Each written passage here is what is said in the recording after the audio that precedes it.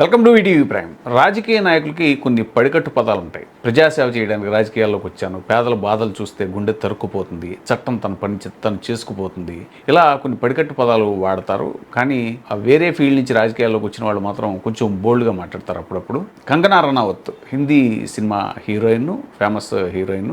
ఆవిడ రాజకీయాల్లోకి వచ్చింది ఇటీవల 2024 ఎన్నికల్లో బీజేపీ తరఫున హిమాచల్ ప్రదేశ్లోని మండి నియోజకవర్గం నుంచి ఎంపీగా ఎలక్ట్ అయింది. ఎన్నికలకు ముందు చాలా రాజకీయవేత్తలా కొంచెం మాట్లాడింది, బాగా బోల్డ్గా మాట్లాడింది. తర్వాత కాంగ్రెస్ పార్టీని బాగా దుయ్యబట్టింది. అయితే ఎన్నికల తర్వాత ఎందుకు ఆవిడ సడన్గా బాగా సైలెంట్ అయిపోయింది. దానికి కారణం ఏంటంటే ఆవిడకి బీజేపీలో తగిన ప్రాధాన్యత లేదు, అందుకే కినుక వహించింది అనేటువంటిది ఒకటి. ప్లస్ ఆవిడతోటి బీజేపీ ఇందిరాగాంధీ పాత్ర వేయించి ఎమర్జెన్సీ సినిమా తీయించింది.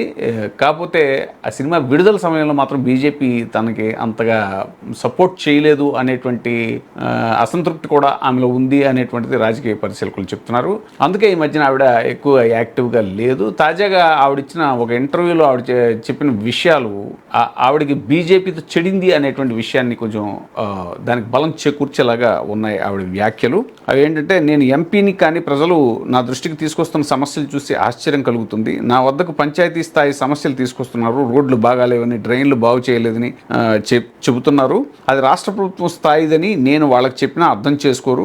మీ సొంత డబ్బును ఉపయోగించే సమస్యను పరిష్కరించాలని కోరుతున్నారంటూ కంగనా చెప్పుకొచ్చింది. మీరు రాజకీయ రంగంలో ప్రధానమంత్రి స్థాయికి ఎదగాలని కోరుకుంటున్నారా అని ఆవిడ ప్రశ్నిస్తే, ఆ పాత్రకు నేను తగినంత సముద్రాన్ని కాదు, ఆ కోరిక కూడా నాకు లేదు. సామాజిక సేవ నా నేపథ్యం కాదు, పూర్తిగా ప్రజాసేవకు అంకితమయ్యే మనస్తత్వం నాది కాదు. నాకు లగ్జరీ సదుపాయాలను అనుభవించాలనే స్వార్థం కూడా ఉంది.